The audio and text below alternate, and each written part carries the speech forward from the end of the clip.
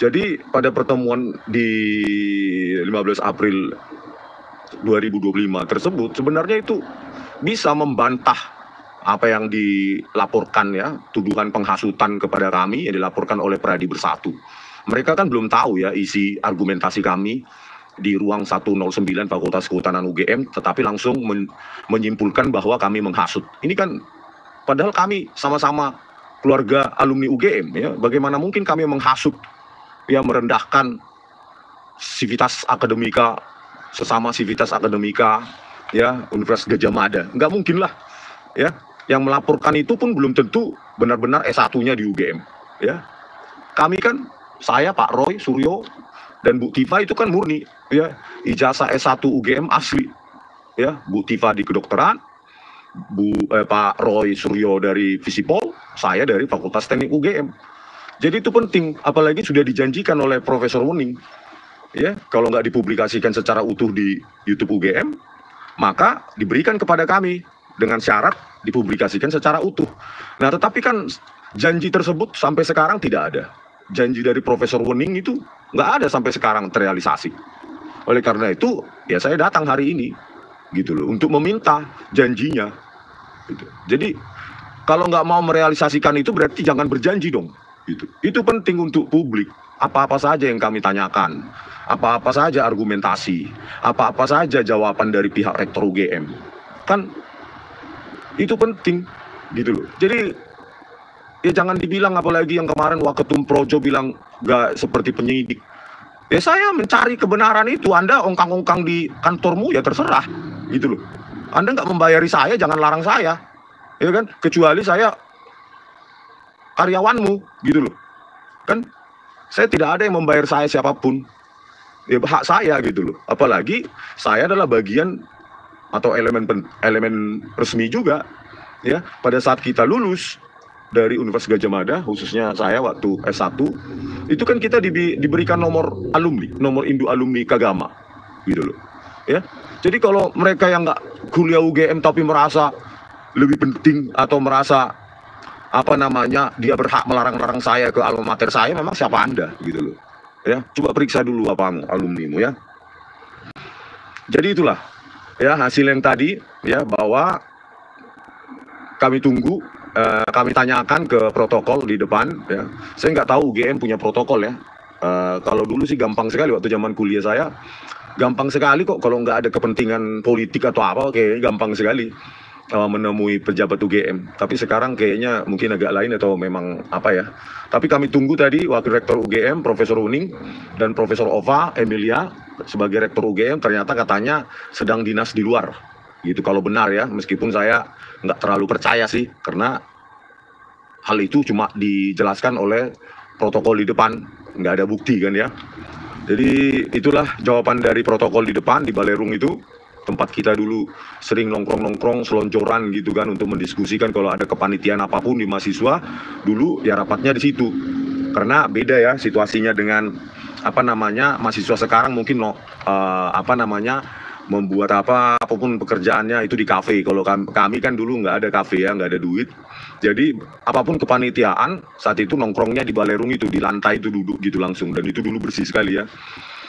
Nah, kami tunggu ya, ya sekitar 1-2 jam ya, termasuk kami ke Humas, diarahkan ke Humas, bagian Humas. Tetapi katanya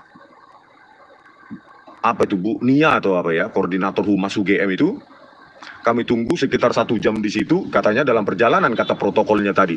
Tapi ternyata kami tunggu-tunggu, ternyata nggak ada juga, gitu loh. Nggak ada atau nggak berani menjumpai, kita nggak tahu ya.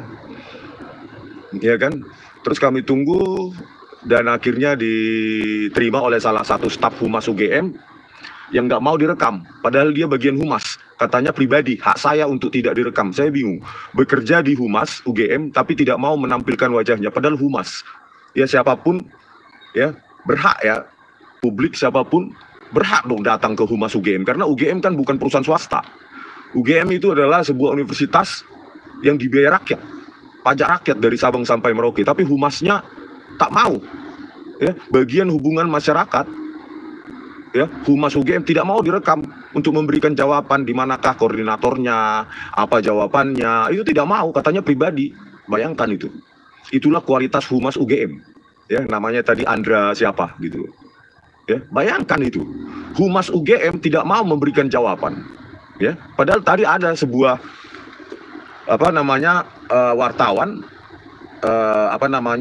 yang mendokumentasikan, nanti kalian dapatkan juga itu dari stasiun swasta besar ya, saya sebutkan aja, itu akan tayang hari Senin gitu. Jadi yang bersama saya itu bukan hanya Sentana TV tapi sebuah stasiun swasta TV besar ya, dan jawabannya sama gitu loh. Dia itu jawabannya bahwa mereka nggak mau direkam. Bayangkan, Humas ya harusnya memberikan keterangan resmi dari UGM atau rektor UGM atau UGM, tapi justru tidak mau direkam gitu loh. Siapa yang memberikan statement tersebut? Dan kita tunggu, katanya dalam perjalanan ya, kita tunggu koordinator Humas UGM yang bernama Bu Nia tersebut, katanya dalam perjalanan yang diinfokan oleh protokol UGM di bagian depan Balai Rum UGM itu, katanya dalam perjalanan, tapi nggak nyampe juga, sudah 1,5 jam kita tunggu, dan katanya ada dinas luar gitu loh. Kan bingung kita ya, bingung gitu loh ya. Banyak orang, kenapa nggak datang ke UGM saja? Sudah saya penuhi, saya datang ke UGM gitu loh, alma mater saya. Banyak kan para ternak Mulyono itu buzzer, tanyakan ke UGM. Sudah saya datang gitu loh. Makanya tadi saya minta nomor pribadinya, nomor apa yang bisa dihubungi ya, itu nomor pribadi, katanya nggak mau. Ya sudah, saya kasih nomor saya yang tersebut. Coba kita tunggu 1 minggu ini, saya akan datang lagi ya. Saya akan datang lagi kepada wakil rektor UGM, terutama kalau bisa rektor UGM Profesor Ova Emilia. Banyak hal yang mau saya tanyakan, terutama janji untuk merilis video tersebut supaya publik tahu ya. Publik tahu apakah ada dokumen apapun yang ditunjukkan kepada kami. Nggak ada gitu loh. Nggak ada dokumen apapun ditunjukkan kepada kami, kosong saat 15 April tersebut. Apakah ada kami menghasut di situ sesuai dengan tuduhan dari Pradi Bersatu? Nggak ada gitu loh ya, nggak ada. Makanya ya, supaya statement saya itu terverifikasi atau terbantah, ya rilis saja video tersebut ya kan. Kalau yang ada di YouTube saya itu kan dari seseorang yang menyusup masuk, karena ketika saya tanyakan di akhir sesi ini, yang merekam ini siapa ya, saya tanyakan kepada wakil rektor, internal UGM gitu loh. Yang merekam itu internal UGM, dan konten kreator lain tidak dibolehkan masuk ke ruang 109 Fakultas Kehutanan UGM tersebut. Kenapa nggak terbuka gitu loh? Nah inilah kan ketertutupan dari UGM ini menjadi masalah juga gitu loh. Ya kan? Padahal ini harusnya, kalau benar Pak Jokowi adalah alumni UGM, harusnya UGM dengan sangat bangga membuka diri seluas-luasnya terhadap dokumen apapun yang berkaitan dengan Pak Jokowi gitu loh. Ya kan, bangga, bahkan ditaruh di Balai Rung itu ijazahnya itu. Ini kan seperti sembunyi-sembunyi ya kan, bahwa video itu yang katanya dirilis utuh atau diberikan kepada kami secara utuh itu nggak ada sampai saat ini.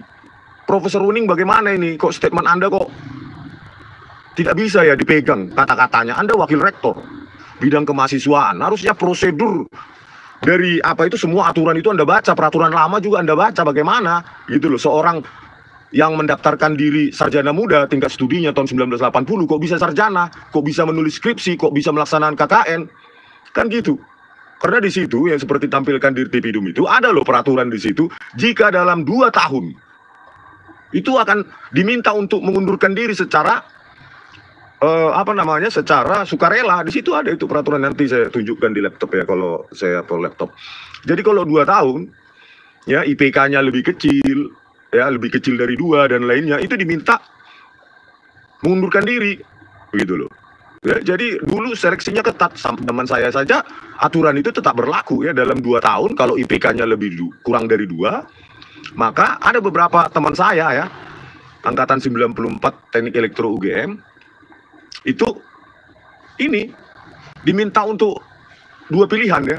Waktu zaman saya sudah lebih baik. Pertama, mengundurkan diri atau drop out. Yang kedua, itu diminta pindah ke swasta, dikasih transkrip nilai yang sudah dia capai. Ada 2 pilihan kalau kami dalam 4 semester. Kalau IPK-nya kurang dari 2, maka ada dua opsi bagi dia, mengundurkan diri atau drop out. Yang kedua itu diminta pindah ke swasta, tetapi dikasih transkrip nilai supaya dia bisa melanjutkan di swasta. Itu yang terjadi zaman saya, gitu loh. Dan zaman dulu itu memang seketat itu. Dosen memberikan nilai itu sangat-sangat, ya kalau kita bilang itu sangat-sangat minimalis, gitulah ya bahasa saya, minimalis. Untuk mendapatkan nilai B itu susah zaman itu, gitu loh. Ya. Nah, kenapa yang ditampilkan oleh Dirtipidum adalah registrasi cuma sampai 9 tahun akademik 1981, 1982? Kemana yang registrasi 83, 84, 85? Kenapa hanya 2 tahun? Apakah drop out? Ya, atau tidak? Kan itu yang perlu saya tanyakan gitu loh kepada Wakil Rektor Profesor Wening gitu loh. Iya kan? Jadi jangan menghindar. Ya saya positive thinking saja lah ya. Koordinator Humas UGM itu memang sedang tugas luar, meskipun kita tanya tugas luarnya di mana juga nggak diberitahu.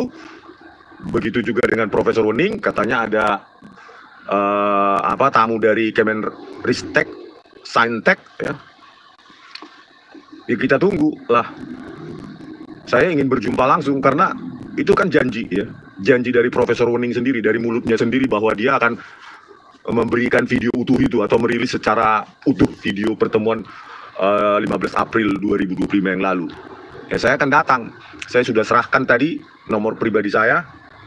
Ya kan? Kalau kapan sempatnya saya akan datang lagi ke UGM gitu. Dan saya akan datang lagi, terus saya akan datang gitu loh. Ya. Dan saya akan kontenkan gitu loh. Kalau memang tertulis ya sudah, nanti saya email ya, info@ugm.ac.id. Ya sudah, saya buat aja nanti suratnya resmi. Meskipun sebenarnya kalau memang nggak ada yang perlu ditutupi, ya saya kan alumni UGM juga. Nomor pribadi saya sudah ada saya kasih ya, informal aja lah, ya kan enak. Pak, Profesor Wening adanya hari ini jam segini, silakan datang. Ya sudah, saya akan datang. Gitu loh. Ya, saya juga akan tanya bagaimana pendapat UGM terhadap kesaksian dari Pak Rektor Suryadi, ya, bahwa ada tim Solo bernama David, Anggit dan Widodo, ya. Mereka lah tim Solo yang membuat di Pasar Pramuka. Itu juga kita tanyakan. Terus bantahan atau sangkalan dari Pak Kasmujo bahwa beliau bukan dosen pembimbing akademik maupun dosen pembimbing skripsi. Itu akan saya tanyakan juga tanggapan dari Profesor Wening atau Profesor Ova Emilia gitu loh. Jadi ya karena UGM ini adalah lembaga akademik yang dibiayai rakyat, bahwa keringat kita masing-masing itu pun itu membiayai UGM ya. Pembayar pajak dari Sabang sampai Merauke, ya kita punya hak publik lah kan, gitu, ya. Tidak ada orang yang melarang kita untuk mendatangi UGM karena dibiayai oleh publik, dibiayai oleh keringat kita semua, gitu loh. UGM itu kita biayai, gitu loh. Lewat keringat kita, pajak kita, gitu loh. Kita beli apapun di Indomaret atau di lainnya, minimarket lainnya, ya kita bayar pajak itu, PPN itu, ya.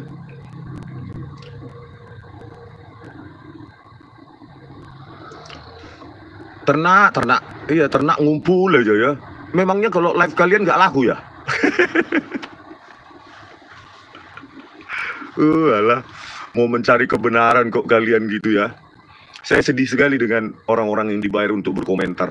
Betapa rendahnya ya hidup kalian. Ya, saya saja biaya sendiri untuk cari kebenaran. Kalian dibayar untuk mendistorsi kebenaran itu, kasihan. Ya. Jadi itulah ya rekan-rekan ya, bahwa nanti saya akan datangi lagi gitu loh. Saya akan hari ini menuju tempat lain ya, dan mungkin minggu depan saya akan tunggu ya. Saya akan tunggu, atau kalau saya pulang kampung dulu, saya akan datang lagi. Saya akan datang lagi ke UGM gitu loh ya. Saya akan datang lagi ke Humas UGM. Saya akan datang lagi ke Wakil Rektor maupun Rektor UGM. Oke.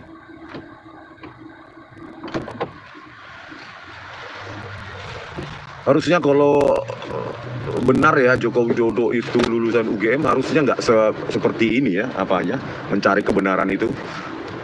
Tadi juga kami sempat ya, meskipun nggak saya rekam ya. Tadi sempat juga saya ke perpustakaan Fakultas Kehutanan UGM. Di sana kami tanya, ada nggak skripsi tahun 19 yang lulus tahun 1985, katanya sudah disita atau di apalah dibilang. Tanyakan ke Humas UGM gitu loh. Balik lagi kami dipimpong dari Humas UGM ke Perpustakaan Fakultas Kehutanan UGM, setelah itu dipimpong lagi ke Humas UGM. Padahal harusnya skripsi-skripsi itu kan bisa dilihat oleh publik ya. Skripsi-skripsi tahun kelulusan yang sama lah ya, tahun 1985, harusnya kan itu terbuka bagi publik. Ya, kita ingin melihat juga teknologi yang digunakan pada lembar-lembar pengesahan skripsi tahun itu bagaimana, kan gitu kan? Masukin aja sih, Budi, siap Budi.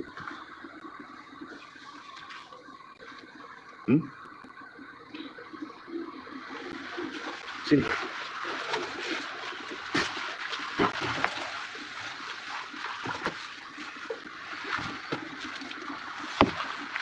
Gitu ya.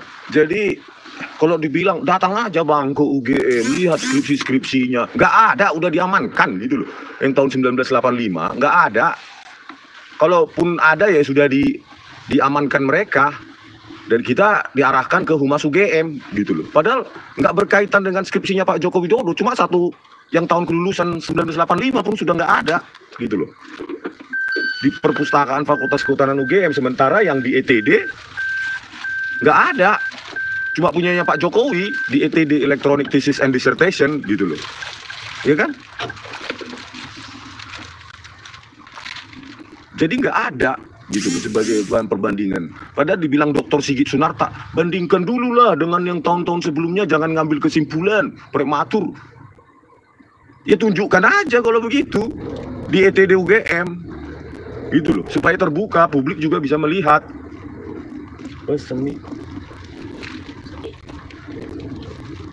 Gitu saudara-saudara semua ya. Jadi kita harus berusaha, saya akan datang lagi ya kan, datang lagi, nggak mau putus asa saya. Itu kan alma mater saya ya, saya juga berhak mengunjungi UGM ya, karena UGM itu pun bukan milik dari rektor dan wakil rektor, itu milik rakyat kok ya. Kita berhak untuk mengunjungi UGM, apalagi saya alumni UGM, kecuali data saya sudah dihapus. Ya kan. Jadi itulah saudara-saudara apanya, mencari kebenaran itu susah ya di Indonesia ini. Kita seperti terbentur tembok bahwa mereka punya hak juga untuk menghindar mungkin ya. Dalam persepsi mereka, ya mereka punya hak juga untuk menghindar karena mereka pejabat UGM gitu loh. Kita lihat aja ya. Saya akan live-kan terus ketika saya ke UGM lagi. Kita akan lihat responnya, apakah masih yang sama ketika kita datang nanti lagi, apakah alasannya masih dinas luar terus ya, dinas luar terus, atau memang terus terang aja nggak mau berjumpa kan, nggak mau dijumpa, ya udah selesai sampai di situ. Kalau memang nggak mau kan, kalau pihak UGM baik rektor maupun wakil rektor UGM juga nggak mau dijumpai, ya sudah. Banyak pertanyaan ya.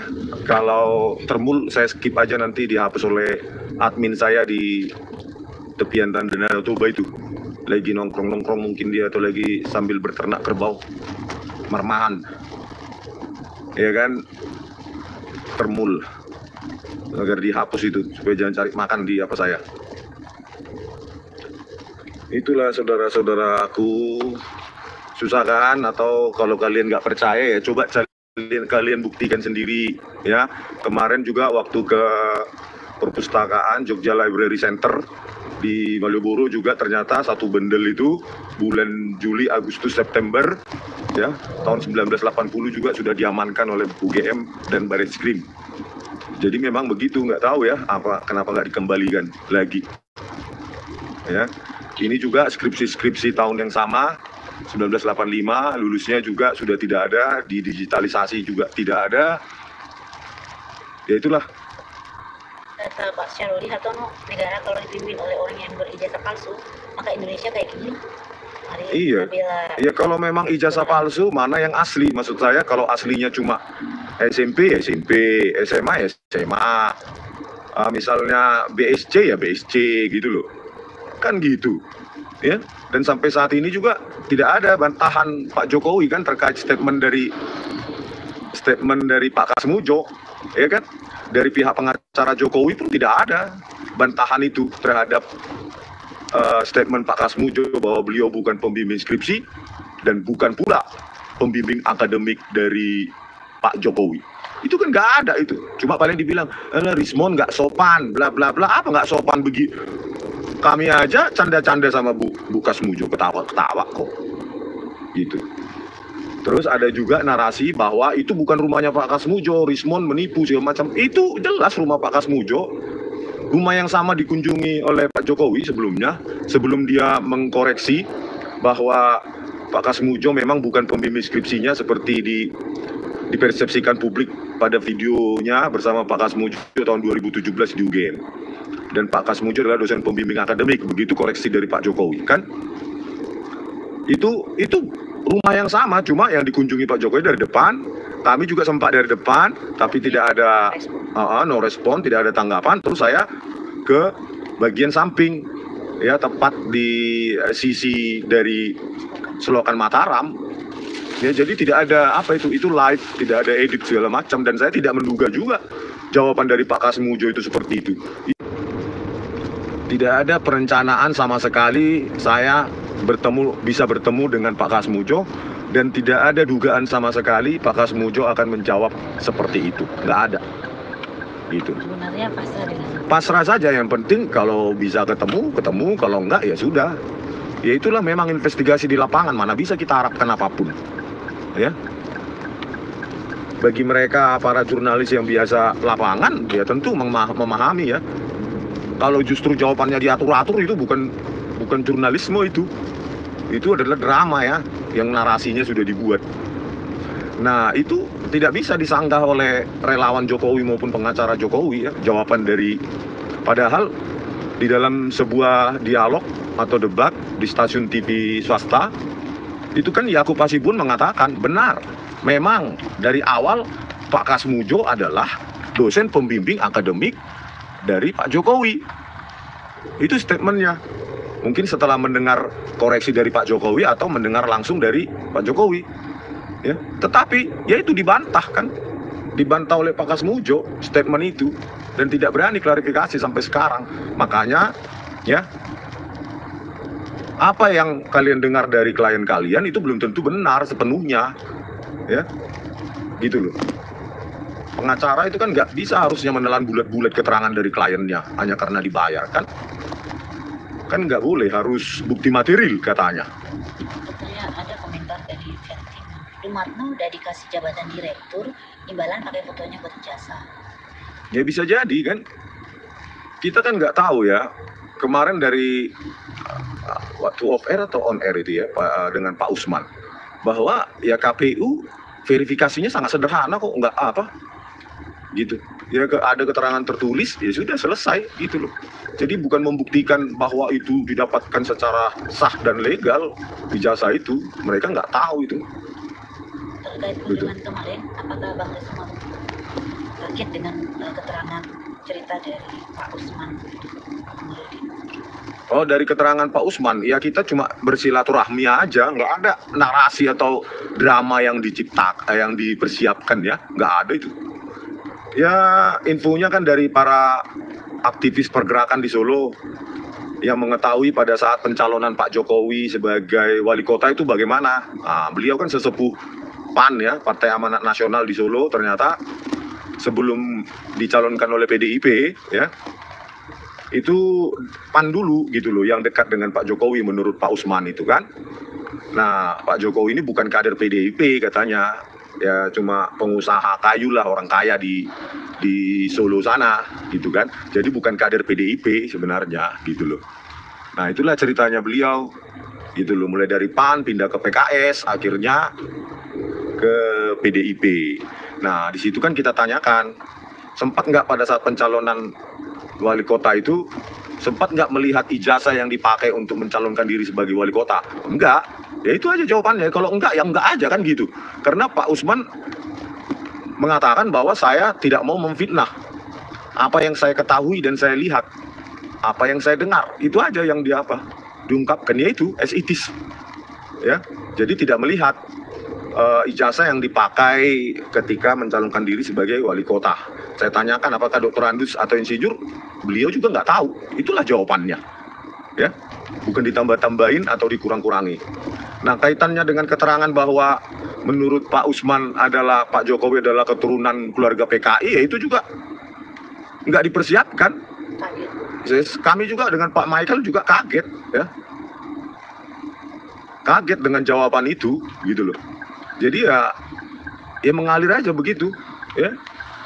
Dan beliau berani mempertanggungjawabkan itu, Pak Usman Amiruddin, ya. Banyak. Dan Pak Usman ini banyak orang mengenalnya di Solo. Jadi bukan orang sembarangan, ya. Sesepuh, sejarawan, dan penulis buku, dan sesepuh Partai Amanat Nasional di Solo. Pada zaman reformasi besar Partai Amanat Nasional dipimpin oleh Pak Amin Rais, ya kan? Hampir imbang lah dengan PDIP saat itu. Jadi itulah jawabannya, ya, bahwa Pak Jokowi katanya lahirnya di Boyolali. Padahal di lokasi di Jasa. Sebenarnya kan kalau keturunan PKI kan memang boleh memilih dan dipilih, kan itu kan keputusan MK katanya tahun 2003, ya.